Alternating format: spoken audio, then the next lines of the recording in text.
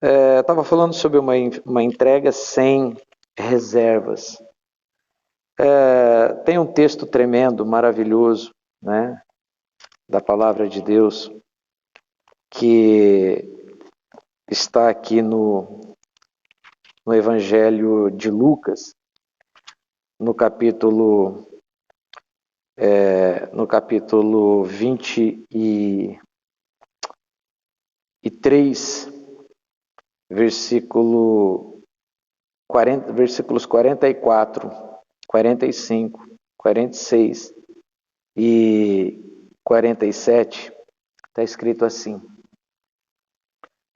Já era quase hora sexta, e escurecendo-se o sol, houve trevas sobre toda a terra até a hora nona. Rasgou-se pelo meio o véu do santuário. Então Jesus clamou em alta voz: Pai, nas tuas mãos entrego o meu espírito. E dito isto, expirou.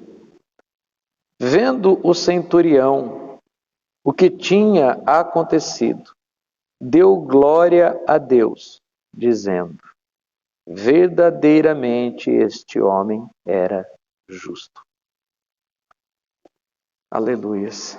Essa passagem bíblica relata o último momento de Jesus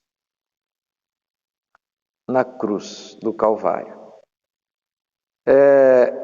Eu sempre ouço as pessoas falarem que Jesus veio e as pessoas não se alegraram, as pessoas não gostaram das suas palavras, né? E por isso mataram. Mataram Jesus. Jesus foi morto. Mas a verdade, queridos, que ninguém matou a Jesus Cristo. Né? A gente olha para o relato da morte de Cristo, desde a sua prisão ali no Getsemane, quando ele é traído por Judas, da sua prisão, passando pelo seu julgamento diante ali de Anás e Caifás, os sumos sacerdotes, e a parte que ele é levado pela chamada Via Dolorosa, né, onde ele é açoitado, colocando sobre ele a cruz, a parte que ele é pregado nessa cruz e levantado, né, nessa cruz. E a gente olha para tudo isso como sendo apenas um ato dos seres humanos. Mas na verdade, queridos, isso é uma permissão de Deus. Tudo foi pensado por Deus. Tanto que o Senhor Jesus, ele teve várias oportunidades, né, de não ser crucificado. Jesus, ele é aclamado, dias antes da crucificação, ele é aclamado como rei pelo povo judeu. Né? Quando ele chega em Jerusalém, montado naquele jumentinho, na semana que antecede a crucificação, diz que o povo levantava a voz e clamava: Hosana nas alturas, bendito aquele que vem em nome do Senhor. Proclamam Jesus como rei de Israel, estendem para ele um verdadeiro tapete. Mas Jesus, quando ele entra em Jerusalém e ele é aclamado como rei, ele traz uma resposta para as pessoas que o clamam como rei, como queriam que Jesus reinasse assim como Davi reinou. Porque eles traziam à memória o governo de Davi, um governo onde o povo teve supremacia, onde Israel foi forte. Ao momento que Jesus está entrando em Jerusalém e ele é aclamado como rei, é um momento que o povo está passando um momento muito difícil, porque estão sendo governados pelo Império Romano. eles pagam altos impostos, a religião judaica daquele momento é uma religião perniciosa, tanto que Jesus nunca se deu bem com os religiosos da época, principalmente com os fariseus, os saduceus, homens que ditavam leis, que escreviam leis, homens que prendiam o povo dentro da religião. E quando Jesus entra em Jerusalém, no domingo chamado Domingo dos Ramos, e ele é conclamado a ser, né, o rei de Israel, ele diz: o meu reino não é deste mundo. Então Jesus, ele poderia ter fugido, saído da cruz e reinado ali. Mas se Jesus faz isso, o seu reino é temporal.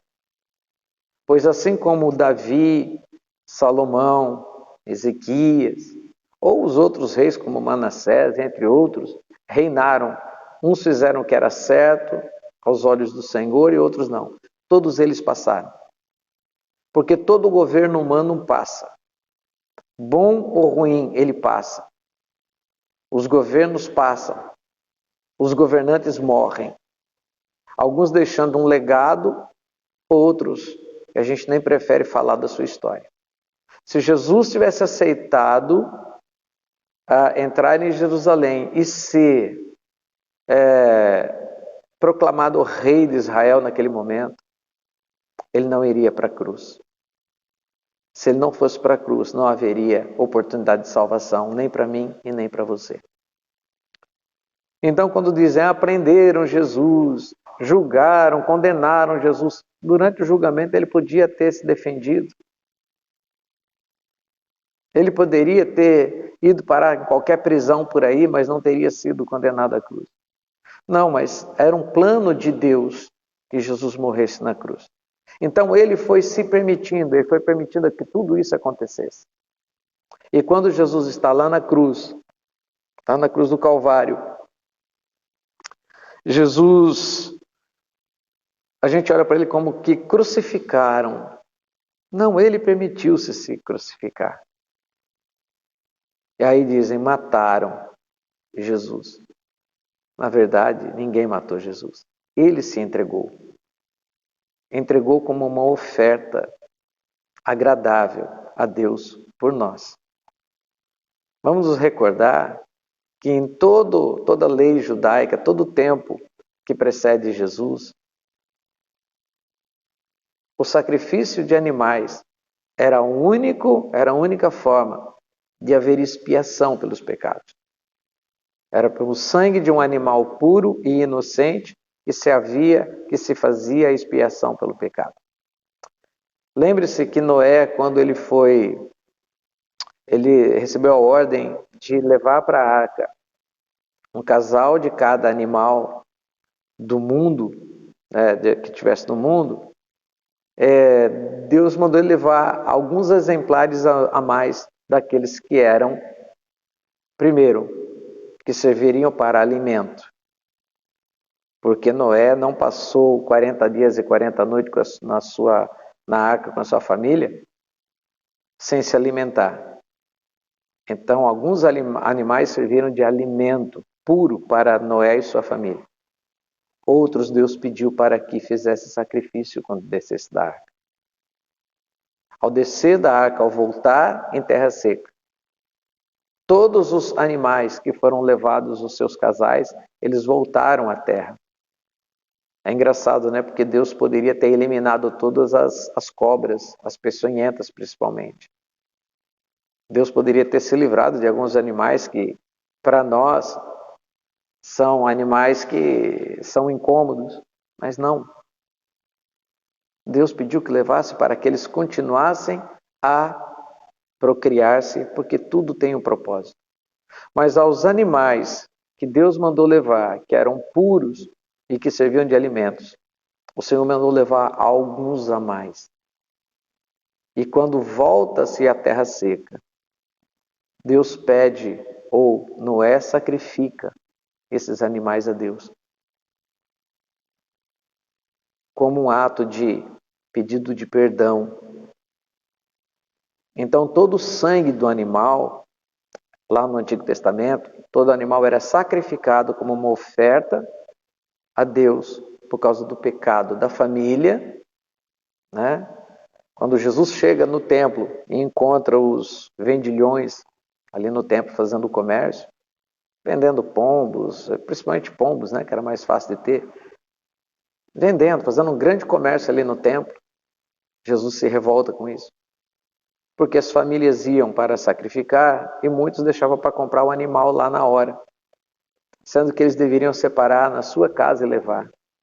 E os pombos, realmente, as rolinhas, eram os mais fáceis de serem sacrificados. Porém,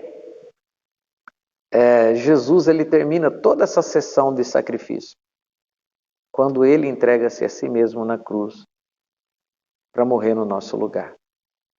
Então Jesus ele se entrega para morrer no nosso lugar na cruz do Calvário. Ele derrama o seu sangue.